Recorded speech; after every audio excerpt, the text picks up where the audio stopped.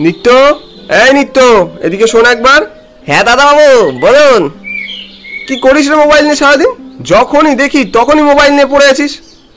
আরে দাদা বাবু, উইনজয় গেম খেলি আর প্রতিদিন পুরস্কার জিতি।